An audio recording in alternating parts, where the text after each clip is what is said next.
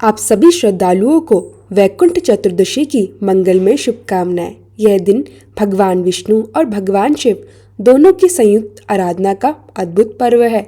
शास्त्रों में कहा गया है, वैकुंठ चतुर्दशी का व्रत करने से मनुष्य को वैकुंठ लोक की प्राप्ति होती है। कार्तिक मास के शुक्ल पक्ष की चतुर्दशी तिथि को भगवान विष्णु स्वयं वैकुंठ लोक से पृथ्वी पर पधारते हैं और भगवान शंकर से मिलकर व्रत, भक्ति और कर्म के रहस्य पर संवाद करते हैं। इस तिथि को शिव और विष्णु दोनों की पूजा करना विशेष फलदायक माना गया है, क्योंकि इस दिन विष्णु भगवान ने शिव जी को 1000 कमल पुष्प अर्पित किए थे। इसी से जुड़ी पहली कथा आरंभ होती है। एक बार भगवान विष्णु ने सोचा, मुझे वैकुंठ का स्वामी कहा जाता है, परंतु भगवान शिव भी त्रिलोकीनाथ है, उनकी उपासना किए बिना मोक्ष की प्राप्ति संभव नहीं। ऐसा विचार करते हुए भगवान विष्णु ने 1000 कमल के पुष्प लेकर भगवान शिव की पूजा का संकल्प लिया। वह स्नान कर गंगा जल से शिवलिंग का अभिषेक करने लगे। हर कमल अर्पित करते हुए बोले, ओम नमः शिवाय। एक एक कमल अर्पण होता गया। जब 999 कमल अर्पित हो चुके थे तो उन्होंने पाया कि एक कमल कम है। भगवान विष्णु थोड़ी देर चिंतन में पड़ गए। फिर उन्होंने मुस्कुराकर कहा, मेरा एक नाम कमल नयन भी है। यदि कमल का फूल कम है तो मैं अपनी आँख ही अर्पित कर दूं। यह कहकर भगवान विष्णु ने अपनी एक आँख निकालकर भगवान शिव को अर्पित करने का प्रयास किया। जैसे ही उन्होंने ऐसा करने का प्रयास किया, शिवलिंग से स्वयं भगवान शंकर प्रकट हो गए। उन्होंने विष्णु जी का हाथ रोक लिया और बोले, विष्णु, तुम्हारी भक्ति अतुलनीय है। मैं तुम्हारे इस समर्पण से अत्यंत प्रसन्न हूँ। तुम्हारी इस अडिग श्रद्धा के कारण तुम सदा ही संसार में पूजनीय रहोगे। इसके बाद भगवान शिव ने उन्हें वरदान दिया, वैकुंठ चतुर्दशी के दिन जो तुम्हारी और मेरी पूजा एक साथ करेगा उसे वैकुंठ की प्राप्ति होगी और उसके सभी पाप नष्ट हो जाएंगे। इसी कारण इस दिन भगवान विष्णु और भगवान शंकर दोनों की पूजा साथ की जाती है। कहा गया है कि इस दिन जो व्यक्ति विष्णु शिव की संयुक्त आराधना करता है उसे स्वर्ग, मोक्ष और परम शांति प्राप्त होती है। व्रत करने वाले भक्त को इस दिन विष्णु सहस्त्र नाम का पाठ, महामृत्युंजय मंत्र का जप और दीपदान अवश्य करना चाहिए। इस दिन प्रातः स्नान के बाद गंगा जल से शिवलिंग का अभिषेक करें। फिर तुलसी पत्र और कमल पुष्प से विष्णु भगवान का पूजन करें। शास्त्र कहते हैं, वैकुंठ चतुर्दशी यह स्नान पूजन चर्चया करुते भक्ति भावेन विष्णु लोकम स गच्छित। अर्थात जो व्यक्ति इस दिन श्रद्धा से स्नान और पूजा करता है वह विष्णु लोक अर्थात वैकुंठ की प्राप्ति करता है। वाराणसी नगरी में सुधा नाम की एक वृद्धा रहती थी। वह बहुत ही धर्मपरायण, ईमानदार और भगवान की सच्ची भक्त थी। वह हर दिन भगवान शिव के मंदिर में जाकर दीप जलाती और घर लौटकर भगवान विष्णु के नाम का जप करती थी। उसका जीवन सरल था। रोज भिक्षा से जो कुछ मिलता उसी से गुजारा किया करती थी, परंतु भगवान के प्रति उसकी आस्था अडिग थी। एक दिन कार्तिक मास का शुक्ल पक्ष आया और वह चतुर्दशी की पूर्व रात्रि थी। सुधा ने सोचा, कल वैकुंठ चतुर्दशी है। कहा गया है कि इस दिन जो विष्णु और शिव दोनों की पूजा करे उसे मोक्ष प्राप्त होता है। उसने संकल्प लिया, मैं कल उपवास रखूंगी, दोनों देवताओं की पूजा करूंगी और गंगा जी के जल से दीपदान करूंगी। वह पूरी रात भगवान का नाम जपती रही, ओम नमो नारायणा, ओम नमः शिवाय।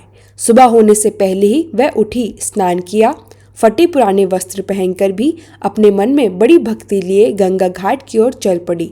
वह गंगा तट पहुंची। वहां उसने ताजे फूल, तुलसी पत्र और मिट्टी का दीप लिया। अपने कपकपाते हाथों से गंगा जल लिया और कहा, हे माँ गंगे, मेरी यह पूजा स्वीकार करो। मेरे पास कुछ नहीं है, बस मेरा प्रेम और भक्ति ही तुम्हारे चरणों में है। उसने भगवान शिव का जलाभिषेक किया, फिर भगवान विष्णु के नाम से दीप प्रवाहित किया। दीपक गंगा की लहरों पर तैरता हुआ धीरे धीरे दूर चला गया। वृद्धा की आंखों से आंसू बह निकले। हे प्रभु, बस इतना ही मेरा अर्पण है। उस समय अचानक गंगा के मध्य से एक अद्भुत प्रकाश फैला। वह प्रकाश 2 भागों में विभाजित हुआ। एक और भगवान विष्णु और दूसरी ओर भगवान शिव प्रकट हुए। उन्होंने मुस्कुराकर कहा, वत्से सुधा, तुम्हारी भक्ति ने हमें प्रसन्न कर दिया। जो धनवान होते हुए भी हमें भूल जाते हैं, उनसे अधिक पुण्य तुमने अर्जित किया है। वृद्धा आश्चर्य से भर उठी, हाथ जोड़कर बोली, प्रभु मैंने तो केवल नाम जपा है, मेरे पास कोई सामर्थ्य नहीं। भगवान विष्णु बोले, भक्ति ही सबसे बड़ा धन है। और भगवान शंकर ने कहा, तुम्हें मोक्ष की प्राप्ति होगी और तुम्हारे समान भक्ति करने वाले को भी वह फल मिलेगा। यह कहकर दोनों देवता अंतर ध्यान हो गए। वृद्धा वहीं रहकर प्रभु के नाम का स्मरण करती रही और उसी क्षण उसके शरीर से प्रकाश निकला जो गंगा की लहरों में समा गया। वह मोक्ष को प्राप्त हुई। जो व्यक्ति वैकुंठ चतुर्दशी के दिन सच्चे मन से विष्णु और शिव की आराधना करता है, वह चाहे निर्धन हो या समृद्ध, उसे जीवन में शांति, संतोष और अंततः मोक्ष की प्राप्ति होती है। आइए सुनते हैं अब हरिहर मिलन की कथा। कहा गया है, कार्तिक मास के शुक्ल पक्ष की चतुर्दशी तिथि को भगवान श्री हरि विष्णु अपने भक्तों के कल्याण के लिए स्वयं काशी नगरी पधारे। वहां मणिकर्णिका घाट पर उन्होंने स्नान किया, फिर विश्वनाथ जी की उपासना का संकल्प लिया। उन्होंने सोचा, मैं आज भोलेनाथ की पूजा करूंगा, 1000 स्वर्ण कमल पुष्प अर्पित करूंगा। फिर उन्होंने अभिषेक किया, मंत्रों का जप आरंभ किया और एक एक कमल पुष्प भगवान शिव को अर्पित करने लगे। भगवान शिव जो लीला के प्रेमी है, उन्होंने अपनी भक्ति की परीक्षा लेने का विचार किया। उन्होंने चुपचाप एक कमल पुष्प को अदृश्य कर दिया। अब जब भगवान विष्णु ने पुष्प गिने तो एक कमल कम निकला। उन्होंने सोचा, मैंने संकल्प लिया है, 1000 पुष्प अर्पित करूंगा, अब एक कमल कम है तो यह पूजा अधूरी कैसे रहे।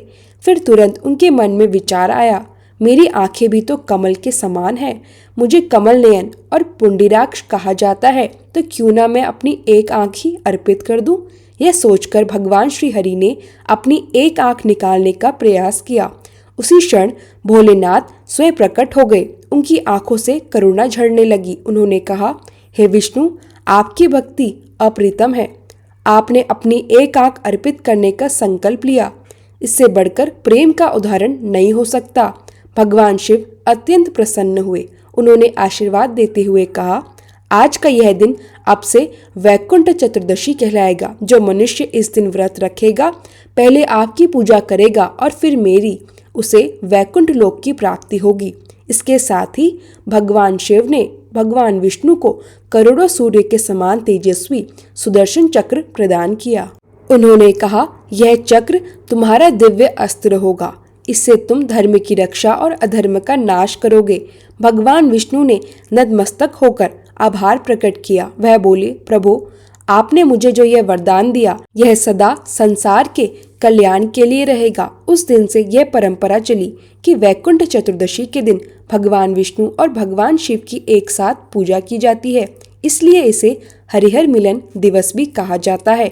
यह दिन सिखाता है कि सच्ची भक्ति में ना कोई मतभेद है, ना कोई सीमा, भगवान एक है, बस नाम और रूप अनेक है। जो व्यक्ति इस दिन भगवान विष्णु और भगवान शिव दोनों की पूजा करता है, उसके परिवार में सुख, शांति, धन और समृद्धि प्राप्त होती है। उसका जीवन संतुलित और निरोगी रहता है और अंत में उसे वैकुंठ धाम की प्राप्ति होती है। अब सुनिए दूसरी कथा। प्राचीन काल में उज्जैन नगरी में एक ब्राह्मण रहता था जिसका नाम था धनेश्वर। हालांकि वह जन्म से ब्राह्मण था, पर उसका जीवन पाप कर्मों से भरा हुआ था। वह चमड़ा, रस और कंबल आदि का व्यापार करता, मदिरा पीता और बुरे कर्मों में लिप्त रहता। वह दिन रात पापों में लीन रहता था और कभी भगवान के नाम का स्मरण नहीं करता था। एक दिन व्यापार करते करते वह महिष्मतीपुरी पहुंचा, जो राजा महेश द्वारा बसाई गई थी। उस समय पवित्र कार्तिक मास चल रहा था। वहां दूर दूर से लोग गंगा स्नान और व्रत करने आए थे। हर ओर भक्ति का वातावरण था। दीपों की ज्योति, भजन, कथा और भगवान के नाम का गूंजता स्वर। धनेश्वर ने यह सब देखा, पर पहले तो उसने ध्यान नहीं किया। सोचता, ये लोग क्या कर रहे हैं, भला इससे क्या मिलेगा। लेकिन फिर दिन प्रतिदिन उसका मन बदलने लगा, क्योंकि वह रोज सुनता भक्तजन श्री हरि का नाम जपते, कथा सुनते और कीर्तन करते। धनेश्वर एक माह तक वही रहा। वह व्रत करने वालों से वार्तालाप करता, उनकी पूजा और दान की विधियां देखता। उसने देखा कि कैसे भक्त ब्राह्मणों, गायों और निर्धनों को भोजन कराते और दक्षिणा देते हैं। वह स्वयं भी भगवान के लिए जलते दीपों को निहारता रहा उसी समय उसे यह पता चला कि इसी दिन भगवान शिव ने त्रिपुरासुर का संहार किया था और इसलिए यह तिथि दीपोत्सव के रूप में मनाई जाती है। एक दिन जब वह नर्मदा तट पर बैठा था, अचानक एक विषैला सांप आया और उसे डस लिया। वह पीड़ा से तड़पने लगा और कुछ ही देर में उसके प्राण निकल गए। उसके शरीर के पास भक्तों की भीड़ लग गई। दयालु लोगों ने उसके मुख में तुलसी दल और गंगाजल डालकर प्रभु का नाम लिया, गोविंद गोविंद। कुछ ही क्षणों बाद यमदूत आए और धनेश्वर को बांधकर यमपुरी ले गए और यमराज के सामने प्रस्तुत किया गया। यमराज ने कहा, यह ब्राह्मण पापी है, इसे कुंभी पाक नरक में डाल दो। जैसे ही यमदूतों ने उसे गर्म तेल की कढ़ाई में डालना चाहा, वह तेल का कुंड अचानक ठंडा हो गया। सभी यमदूत आश्चर्य में पड़ गए। उन्होंने जाकर यह बात यमराज को बताई। उसी समय देवर्षि नारद जी वहां पहुंचे। उन्होंने कहा, हे सूर्य नंदन यमराज, यह ब्राह्मण नरक का अधिकारी नहीं है। यह एक माह तक उन पुण्यात्मा भक्तों के बीच रहा जिन्होंने श्री हरि का कार्तिक व्रत किया। उसने उनका दर्शन किया, उनसे बातें की और उनकी कीर्तन पूजा देखी। अंततः यह उन सबके पुण्य का अंश प्राप्त कर चुका है। यमराज ने नारद जी के वचन सुने और आदर पूर्वक सिर झुकाया। उन्होंने आदेश दिया, इसे नरक का केवल दर्शन करवाओ, पर पाप भोग मत दिलाओ। इसके बाद इसे यश योनि में जन्म मिलेगा।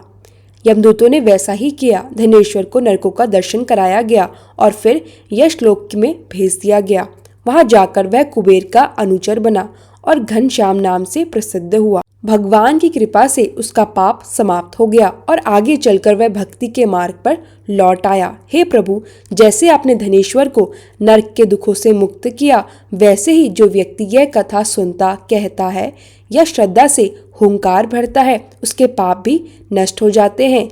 एक बार देवर्षि नारद जी पृथ्वी लोक से भ्रमण करते हुए सीधे वैकुंठ लोक पहुंचे। वहां पहुंचते ही भगवान विष्णु ने उन्हें आदर पूर्वक आसन दिया और मुस्कुराकर कहा, देवर्षि, आपका स्वागत है। बताइए, पृथ्वी लोक के क्या समाचार है? नारद जी ने हाथ जोड़कर बोले, हे प्रभु, आप तो अंतर्यामी हैं, आपसे कुछ छिपा नहीं है। आप तो कृपा के सागर हैं।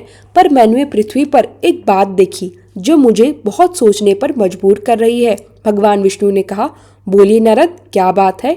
नारद जी बोले, हे प्रभु, आप कहते हैं कि आप कृपा निधान हैं, फिर भी केवल कुछ ही भक्त आपके धाम को प्राप्त कर पाते हैं। जो सामान्य नर नारी हैं, वह भक्ति करने पर भी मोक्ष से वंचित रह जाते हैं। कृपया कोई ऐसा सरल उपाय बताइए जिससे हर कोई आपकी भक्ति कर वैकुंठ धाम प्राप्त कर सके। यह सुनकर भगवान विष्णु मुस्कुराए। उन्होंने कहा, हे नारद, तुमने प्रश्न अत्यंत उत्तम किया है। सुनो, कार्तिक मास के शुक्ल पक्ष की चतुर्दशी को जो भी नर या नारी श्रद्धा और भक्ति से व्रत रखेंगे और पूरे मन से मेरा पूजन करेंगे, उनके लिए स्वर्ग के द्वार स्वयं खुल जाएंगे। फिर भगवान विष्णु ने अपने द्वारपाल जय और विजय को बुलाया। उन्होंने आदेश दिया, जय विजय, सुनो, कार्तिक शुक्ल चतुर्दशी के दिन वैकुंठ के द्वार खुले रहेंगे। जो भी भक्त उस दिन मेरा नाम लेकर पूजा और व्रत करेंगे, उन्हें वैकुंठ धाम में प्रवेश मिलेगा। नारद जी यह सुनकर भाव विभोर हो गए। उन्होंने हाथ जोड़कर कहा, हे प्रभु, यह तो अत्यंत कल्याणकारी उपदेश है। इससे तो सामान्य जन भी आपके चरणों तक पहुंच सकेंगे। भगवान विष्णु मुस्कुराए और बोले, नारद, जो भक्त सच्चे मन से व्रत करेगा वह स्वयं वैकुंठ का अधिकारी होगा और जो इस दिन हरिहर मिलन की कथा सुनेगा या सुनाएगा, उसके सारे पाप मिट जाएंगे और उसे जीवन में सुख, समृद्धि व शांति मिलेगी। भगवान विष्णु बोले, यह दिन केवल मेरा ही नहीं बल्कि भगवान शिव का भी प्रिय है। इसी दिन मैं और भोलेनाथ एक दूसरे की पूजा करते हैं। मैं उन्हें बेलपत्र अर्पित करता हूँ और वे मुझे तुलसी दल चढ़ाते हैं। इसलिए इस दिन जो भक्त भगवान शिव को तुलसी चढ़ाए और मुझे बेलपत्र अर्पित करे, उसके जीवन के सभी कष्ट समाप्त होते हैं। फिर भगवान विष्णु ने कहा, इस दिन दीपदान का भी विशेष महत्व है। जो अपनी सामर्थ्य के अनुसार दीपदान करता है वह वैकुंठ चतुर्दशी का पुण्य प्राप्त करता है। दीपक अंधकार मिटाकर ज्ञान का प्रकाश फैलाता है, इसलिए दीपदान ही असली साधना है। इस प्रकार भगवान विष्णु ने नारद जी को वैकुंठ चतुर्दशी का रहस्य बताया। नारद जी ने आदर पूर्वक प्रभु को प्रणाम किया और बोले, हे प्रभु, आपके इस दिव्य उपदेश को मैं पृथ्वी लोक पर जाकर सबको सुनाऊंगा ताकि हर भक्त आपकी शरण में आए। भगवान विष्णु ने कहा, जाओ नारद और कहो, जो श्रद्धा से यह कथा सुनेगा उसे वैकुंठ धाम की प्राप्ति होगी। चतुर्दशी तिथि भगवान शिव को समर्पित मानी जाती है, लेकिन कार्तिक शुक्ल चतुर्दशी के दिन भगवान विष्णु की भी पूजा की जाती है। यह तिथि हरिहर मिलन दिवस कहलाती है। इसी दिन भगवान शिव ने श्री विष्णु को सृष्टि संचालन का कार्य सौंपा था। अंततः इस दिन जो भक्त सच्चे मन से भगवान शिव को तुलसी पत्र और भगवान विष्णु को बेलपत्र अर्पित करता है, उसके जीवन के सभी दुख और दोष मिट जाते हैं। दीपदान करने वाला भक्त अपने कुल का उद्धार करता है और उसे वैकुंठ धाम का श्रेष्ठ स्थान प्राप्त होता है। आप सभी को वैकुंठ चतुर्दशी की हार्दिक शुभकामनाएं। भगवान विष्णु और भगवान शिव के आशीर्वाद से आपके जीवन में सुख, शांति और समृद्धि सदा के लिए बनी रहे।